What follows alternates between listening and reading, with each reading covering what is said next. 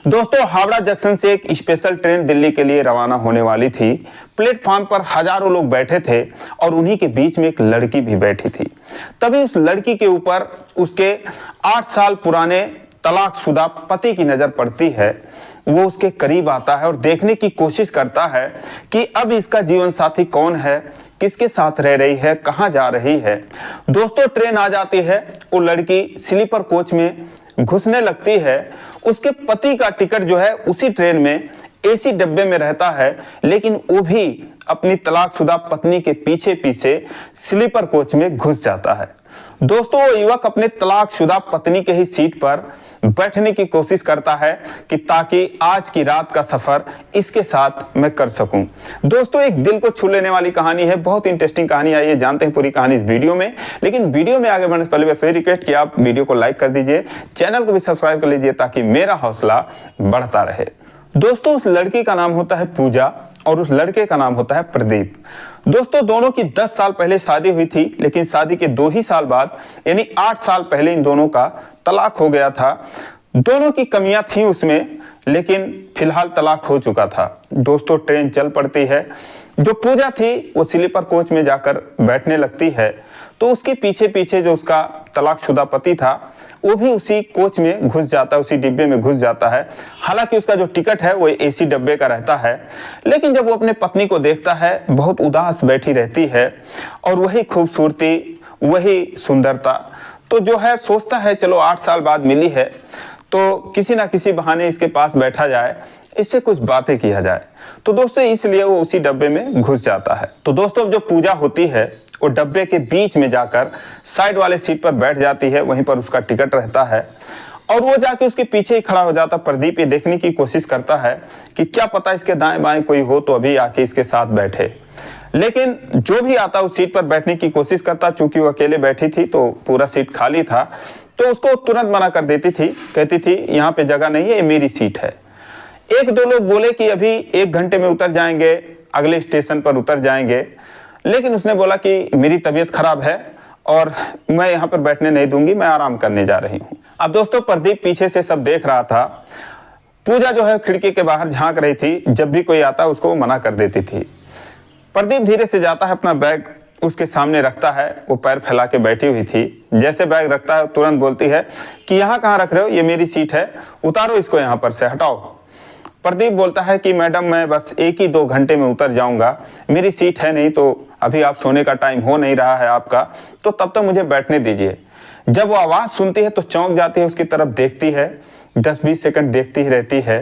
ये उसका तलाकशुदा पति था, वो भी पहचान जाती है और वो अपना पैर समेट लेती है, इशारा करती है बैठ जाओ। अब दोस्तों, दोनों के ही मन में तमाम सारे सवाल उमड़ रहे थे। प्रदीप जो है शुरुआत करता है, बोलता है कि दिल्ली अपना इलाज कराने जा रही हो क्या? तो पूजा बोलती है कि मुझे क्या हुआ है, मैं क्यों जाऊंगी इलाज कराने? तो प्रदीप बोलता है कि नहीं, अभी तुमने कुछ लोगों को कहा कि सीट पर मत बैठो, मेरी तबीयत खराब है, मुझे आराम करना है और तुम काफ़ी उदास भी लग रही हो, क्या बात है? तो पूजा बोलती है नहीं, मेरी तबीयत नहीं खराब है और मेरी उदासी का कारण आप जानकर क्या करोगे, आप बैठ गए हो तो बैठे रहो, ऐसी कोई परेशानी नहीं है मुझे। तो प्रदीप कहता है कि दिल्ली कब से रह रही हो? पूजा कहती है कि पहली बार जा रही हूँ। अब वो उसको एकटक निहारने लगता है और पूजा खिड़की के बाहर देखते देखते कभी एक नज़र इस पर भी मान लेती थी। दोस्तों, सर्दियों का महीना था, ट्रेन चलने लगती है तो ठंडी ठंडी हवा घुस रही थी। सारे लोग जो पैसेंजर थे कुछ ना कुछ ओढ़ने के लिए लाए थे, अपना निकाल निकाल के ओढ़ने लगते हैं। पूजा भी अपने बैग से एक ऊनी कंबल निकालती है, ओढ़ लेती है। जो प्रदीप था उसका तो ऐसा कुछ लाने का मतलब ही नहीं था, क्योंकि एसी में सब कुछ मिलता है, कंबल चद्दर वगैरह, कुछ घर से लाया नहीं था। तो जब ज़्यादा ठंड लगने लगती है तो पूजा उससे कहती है कि आप कुछ छोड़ने के लिए नहीं लाए हो क्या? प्रदीप बोलता है नहीं, मुझे ध्यान ही नहीं रहा, मैं तो कुछ लाया ही नहीं। पूजा बोलती है कि आपको लाना चाहिए था, आपको ठंड लग सकती है। अब दोस्तों, जब अगला स्टॉप आता है तो साइड के सीट का जो दूसरा पैसेंजर था वो ट्रेन में चढ़ता है, उसके बाद उस सीट पर आकर बैठने लगता है। उसके बैठते ही पूजा बोलती है कि इस पर कहाँ सामान रख रहे हो जी, इस पर कहाँ बैठ रहे हो आप, ये सीट हमारी है। वो बोलता है कि क्या बात कर रही हैं, आधा सीट तो मेरा है इसमें। वो बोलती नहीं, ये पूरी सीट मेरी है। दोस्तों, अपना टिकट निकालती है, प्रदीप को देती है। प्रदीप समझाता है कि ऐसा है, आधी सीट तुम्हारी है, आधी सीट इनकी है, जब सोना होगा तो ये पूरी सीट तुम्हारी हो जाएगी, ऊपर वाली सीट इनकी हो जाएगी। अक्सर इस बात पर लोग लड़ लेते हैं, उनको पता नहीं रहता। जैसे ही अगला पैसेंजर आता है उसको बोलते हैं तुम ऊपर चले जाओ, लेकिन जहां तक बैठने का अधिकार है तो आधी सीट इनकी है। दोस्तों उसकी बात समझ जाती है पूजा, चुप हो जाती है। तब तक वो आदमी खड़ा ही रहता है जो दूसरा पैसेंजर होता है। उसके बाद वो जाकर बीच में बैठने की कोशिश करने लगता है। तो उसको पूजा कहती है कि यहाँ कहाँ बैठ रहे हो तुम, अपने सीट पर जाओ जहाँ आपकी सीट है। दोस्तों बैठते बैठते उठ जाता है। फिर प्रदीप को बोलता है कि भाई साहब आप इधर आ जाइए तो मैं अपने सीट पर बैठ जाऊं। दोस्तों दूसरी खिड़की वाली सीट पर बैठ जाता है। उसके बाद फिर ट्रेन जो है वो चल पड़ती है। जब ट्रेन चल पड़ती है तो काफ़ी ठंडक हो रही थी। वो जो पैसेंजर नया आया था वो भी अपना ओढ़ लेता है निकाल के। अब दोस्तों ठंड काफ़ी बढ़ जाती है तो पूजा अपना कंबल जो है उसको ओढ़ाते हुए उसके पैर पर डालते हुए बोलती है कि ओढ़ लो, नहीं तो तुम्हारी तबीयत खराब हो जाएगी ठंडी से। तो प्रदीप बोलता है कि नहीं, मुझे ठंडी नहीं लगती। दरअसल मेरी ठंड के दिनों में किसी से रजाई को लेकर झगड़ा हो गया था, तब से मुझे ठंड नहीं लगती। दोस्तों एक बार इन दोनों पति पत्नी में जब इनका तलाक नहीं हुआ था तो सर्दियों के दिनों में कंबल की खींचातानी को लेकर लड़ाई हो जाता है और पूजा जो है मारे गुस्से के लाके उस पर पानी ही डाल देती है। रात भर दोनों फिर कुछ और ही ओढ़ के गुजारा करते हैं। अब दोस्तों प्रदीप का इशारा उसी के तरफ था। पूजा भी समझ जाती है, मुस्कुरा देती है, हंसने लगती है, बोलती है कि उसमें जरूर आपकी गलती रही होगी। तो बोलता है कि नहीं, अगले ने पानी डाल दिया उस पर, तो बताओ मेरी गलती कहाँ से थी। दोस्तों दोनों हंसने लगते हैं। उसके बाद सफर चलता है। दोस्तों धीरे धीरे खाने का टाइम हो जाता है तो पूजा बोलती है कि आप खाना खा लीजिए। बोलता मैं तो कुछ लाया नहीं हूँ, अभी आएगा कोई तो मैं उसी से लेके खा लूँगा, तुम खा लो अगर लाई हो तो दोस्तों पूजा कहती है कि हाँ मेरे तो खाने का टाइम हो रहा है, आपका तो कुछ और ही टाइम हो रहा होगा, आपने बैग में रखा ही हुआ होगा, अभी आपका शुरू हो जाएगा। प्रदीप बोलता है कि अरे यार नहीं, ऐसी बात नहीं है, जैसा तुम समझ रहे हो ऐसा कुछ भी नहीं है, मैंने पीना उना छोड़ दिया। पूजा हैरान रह गई, बोली कब से? तो उसने बोला 4 साल हो गए, मैं नहीं पीता और ना ही कभी पीऊंगा। पूजा कहती है कि आप झूठ बोल रहे हो, मुझे तो यकीन ही नहीं हो रहा है। वो कहता नहीं यार वाकई में तुम्हारी कसम मैं नहीं पीता। तो पूजा बोली कि मैं कौन होती हूँ मेरी आप कसम खा रहे हो। बोलता किसी भी कसम दिलवा लो यार, माँ कसम मैं नहीं पीता। दोस्तों हैरान रह जाती है, बोलती है कि जिसके लिए आप सब कुछ छोड़ दिए, सारा कुछ इतना हो गया, आपको पता ही है, आप जाके अब शराब छोड़े, काश आप पहले छोड़ दिए होते। खैर जो भी है अब से आप सुधर जाओ, मैं तो भगवान से यही दुआ करूंगी। सुनकर मुझे बहुत खुशी हुई कि आपने छोड़ रखा है। सच बताओ मैं दिल से कह रही हूँ, मुझे बहुत सुकून मिला आपकी ये बात सुनकर। दोस्तों पूजा और प्रदीप के बीच में तलाक का सबसे मुख्य कारण जो था वो यही था कि वो जो है शराब का बहुत बड़ा आदी था, अपने माँ बाप की भी नहीं सुनता था, हमेशा शराब पिए मस्त रहता था, पूजा से भी मारपीट करता था और उसके इन्हीं आदतों से वो 2 ही साल में तंग आ गई थी।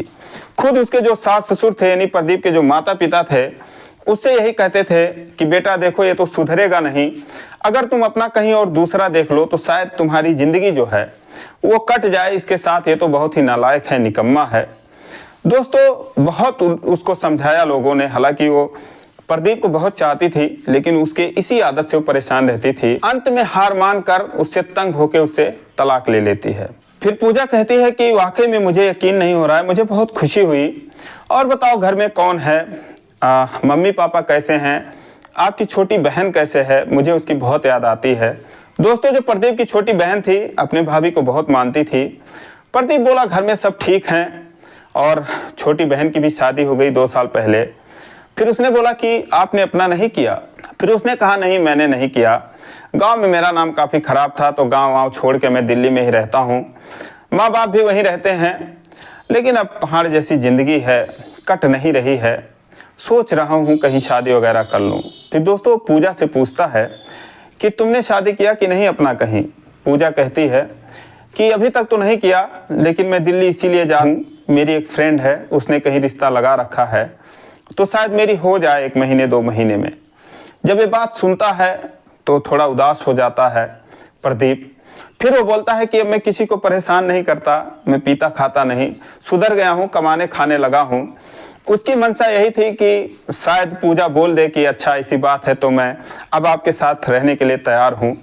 लेकिन पूजा बोली कि चलो अच्छी बात है, मैं भगवान से यही दुआ करूँगी कि आपको सलामत रखें और आप ऐसे ही अपनी आदत को बनाए रखें। अब आप शादी कर लीजिए, कोई भी आपके साथ खुश रह सकती है, उसे कोई परेशानी नहीं होगी। तो भगवान से यही दुआ करूंगी कि आपकी शादी जो है वो जल्दी हो जाए। दोस्तों रात काफ़ी हो गई तो पूजा कहती है कि 2 रोटी लाई हूँ, चलो खा लेते हैं। प्रदीप कहता है कि 2 रोटी में ना तुम्हारा पेट भरेगा ना मेरा पेट भरेगा, क्या फ़ायदा। तो बोली कि चलो पति पत्नी ही समझकर मिल बांट कर खा लेते हैं जो भी हमारे पास है, हमने बहुत ऐसा एडजस्ट किया हुआ है पहले, तो अब आप अच्छे भी हो गए हो, तो चलो कम से कम आज मेरे हाथ की बनाई हुई 1 रोटी आप खा लो। दोस्तों इतने देर में ट्रेन में बिरयानी बिरयानी बिरयानी बेचने वाले आ जाते हैं। 2 बिरयानी लेता है और उसके बाद दोनों खुशी खुशी खाते हैं। खाने के बाद जो दूसरा पैसेंजर था वो बोलता भाई साहब मैं तो जा रहा हूँ ऊपर, अब आप लोग सोइए, कोई दिक्कत नहीं है। दोस्तों फिर उसके बाद दोनों इधर उधर सर करके सो जाते हैं, वही कंबल ओढ़ के सो जाते हैं। अब दोनों को नींद नहीं आ रही थी, उसके ख्याल में ये सुधर चुका था और इसके ख्याल में कि मेरी इतनी खूबसूरत बीवी थी, मुझे छोड़कर मेरी शराब की वजह से चली गई, दूसरी शादी करने जा रही है, काश मुझे अपना लेती, या मैं इससे हिम्मत कर पाता कहने के लिए कि मेरे पास आ जाओ फिर से। यही दोनों सोच रहे थे, आधी रात से ज़्यादा गुजर गए। तभी जो है पूजा उठती है और कहती है कि आपको सर्दी लग रही है क्या। तो बोलता है कि हाँ लग तो रही है, क्या करूं फिर। तो पूजा अपने बैग से एक मफलर निकालती है और उसके कानों में बांध देती है, बोलती है ठीक से अब सो जाओ आप। दोस्तों सुबह हो जाती है, दोनों चाय पीते हैं, नाश्ता करते हैं। दोस्तों ट्रेन जब नई दिल्ली रेलवे स्टेशन पर पहुंच जाती है, दोनों उतर जाते हैं। प्रदीप जो है उसको मफलर देने लगता है जो उसको दे रखी थी। बोला बहुत अच्छा मफलर तुमने बनाया है, लगता है हाथों का ही बनाया हुआ है, ये तो जेंट्स मफलर है। तो बोली हाँ मैंने उनके लिए बनाया है जिनसे मैं शादी करने जा रही हूँ, आप चाहो तो इसको रख लो, मैं दूसरा बना लूँगी।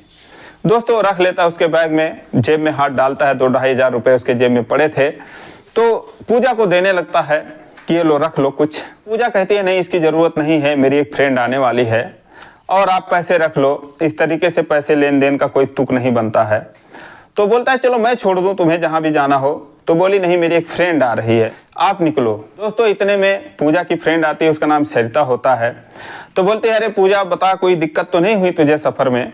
तो पूजा बोलती है कि नहीं यार कोई दिक्कत नहीं हुई, लेकिन मैं तुझे क्या बताऊं, मेरा जो तलाकशुदा पति था वो भी भटकते भटकते मेरे ही सीट पे आ गया, टिकट था नहीं। तुझे क्या बताऊं अब सुधर गया है, पीता खाता बिल्कुल नहीं। उसे देखकर मुझे बड़ी दया आ रही थी, वो मुझसे कुछ कहना चाह रहा था लेकिन शायद कह नहीं पाया, और जब वो जाने लगा तो मैं सच बताऊं कि मेरे आंखों से आंसू आ गए उसको जाते हुए देखकर। तो सरिता बोलती हाँ तो अब मरने दे उसको, ज़्यादा दया दिखाने की जरूरत नहीं है, अब उसको समझ में आएगा ना कि तू कितनी सुंदर है। उसको बताया नहीं कि मैं शादी करने जा रही हूँ। तो उसने बोला हाँ मैंने बता तो दिया उससे कि शादी करने जा रही हूँ, बड़ा उदास लग रहा था वो। तो बोली हाँ अब रहम करने की जरूरत नहीं है, चल मैं तेरे लिए जो रिश्ता ढूंढी हूँ उसको देखना, फिर तू खुश हो जाएगी। इतना अच्छा लड़का है वो, कमाने खाने वाला बंदा है, कोई दिक्कत वाली बात नहीं है, कल मेरे साथ चलना। अब दोस्तों सरिता जो है पूजा को अपने रूम पर लेके चली गई। इधर जो प्रदीप अपने घर पे चला गया, उसकी गांधीनगर में जीन्स की फैक्ट्री थी, 30-40 लोग उसमें काम करते थे। अगले दिन प्रदीप अपने फैक्ट्री पर पहुंचता है। दोस्तों उसी फैक्ट्री में जो सरिता थी वो काम करती थी। सरिता उससे आकर बोलती है कि सर वो जो लड़की मैंने आपसे बताया था जिसके बारे में आपसे बात कर रखी थी वो आ गई है, तो आपसे मिलना चाहती है, तो आपसे मिलवा दूं क्या। तो प्रदीप कहता है हाँ यार मिलाओ, तुम तो कह रही थी तुम्हारी फ्रेंड बड़ी अच्छी है, बड़ी खूबसूरत है, जरा मैं भी देखूं यार, मुझे तो शादी करनी है, अगर मुझे जमेगी तो कर लूँगा। दोस्तों सरिता आगे आगे आती है, पीछे से पूजा आती है। जैसे कमरे में घुसती है ऑफिस में, प्रदीप उसको देख के चौंक जाता है, बोलता है अरे तुम। तो बोलती है आप। अब दोस्तों प्रदीप उसको देखते ही चौंक जाता है, सरिता से बोलता है सरिता यही है। तो सरिता बोलती हाँ सर यही है। अब दोस्तों प्रदीप जो है वो पूजा से बोलता है कि बिल्कुल कुछ बोलना नहीं है तुम्हें। फिर वो सरिता से बोलता है कि अरे सरिता यार तुम्हारी फ्रेंड तो अच्छी है, लेकिन यार ये तो शादीशुदा लग रही है, तुम तो कह रही थी लड़की कुंवारी है। तो उसने बोला हाँ सर बिल्कुल कुंवारी है, आपकी कसम आप पूछ सकते हो, मैं झूठ नहीं बोल रही हूँ, इसकी शादी नहीं हुई है। प्रदीप बोलता है अरे यार सरिता तुम क्यों कसम खा रही हो, यही तो मेरी पहली पत्नी है जिससे हमारा तलाक हो चुका है। अब दोस्तों वो शॉक्ड रह जाती है उसने प्रदीप को बताया था कि लड़की बिल्कुल कुंवारी है, माँ बाप गरीब हैं, तो उम्र जो है वो 30 साल की हो गई है, उसकी शादी नहीं हो पाई है, लेकिन लड़की सही है। दोस्तों फिर प्रदीप बोलता है कि सरिता कहीं तुमने इनसे तो नहीं बताया कि मैं कुंवारा हूँ? तो बोलती नहीं सर, मैं इतना भी झूठ नहीं बोलती।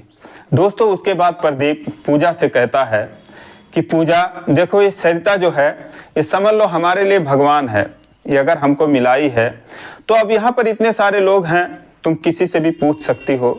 अब मैं पीता उता नहीं हूँ, आराम से कमाता हूँ, अपने माँ बाप की सेवा करता हूँ, तुम किसी से भी पता कर सकती हो। और भगवान ने मौका दिया है तो एक बार और तुम मुझे मौका दो, मेरे पास आ जाओ, तो मैं तुम्हारा एहसान ज़िंदगी भर मानूंगा। तुम चाहो तो किसी से भी मेरे बारे में पता कर सकती हो। दोस्तों उसके बाद पूजा की आंखों से आंसू आ जाते हैं, बोलते मुझे अब किसी से पूछने या पता करने की ज़रूरत नहीं है। दोस्तों उसके पास आती है, उसके गले से लग जाती है। दोस्तों एक बार फिर से दोनों की ज़िंदगी बसती है। दोस्तों उसके बाद दोनों सरिता को लाख लाख धन्यवाद देते हैं कि तुम्हारी वजह से हमारी एक बार फिर से ज़िंदगी बन गई। दोस्तों शाम को जब वो पूजा को लिवा कर सरिता भी जाती है, प्रदीप अपने घर पर जाता है, अपने माँ बाप के सामने उसको खड़ा करता है कि देखो मम्मी पापा, आपकी बहू आ गई है फिर से। दोस्तों इतना खुश होते हैं वो कि जिसका कोई हिसाब नहीं, दोनों को लाख लाख आशीर्वाद देते हैं। उसके बाद कहते हैं बेटा, ये लक्ष्मी थी, हमारे घर से चली गई थी, फिर हमारे घर में आ गई है। सरिता को बहुत बहुत धन्यवाद देते हैं। लेकिन उसके बाद प्रदीप कहता है कि सरिता, इसीलिए तुम मेरी फैक्ट्री चला लेती हो कि तुम इतनी होशियार हो। तो दोस्तों ये कहानी आप लोगों को कैसी लगी कमेंट करके जरूर बताइए। ये एक सच्ची कहानी है। तो दोस्तों ये रही कहानी। अगर आपको अच्छी लगी हो तो यार चैनल को सब्सक्राइब करिए। फिर मिलेंगे अगले वीडियो में, तब तक के लिए जय हिंद।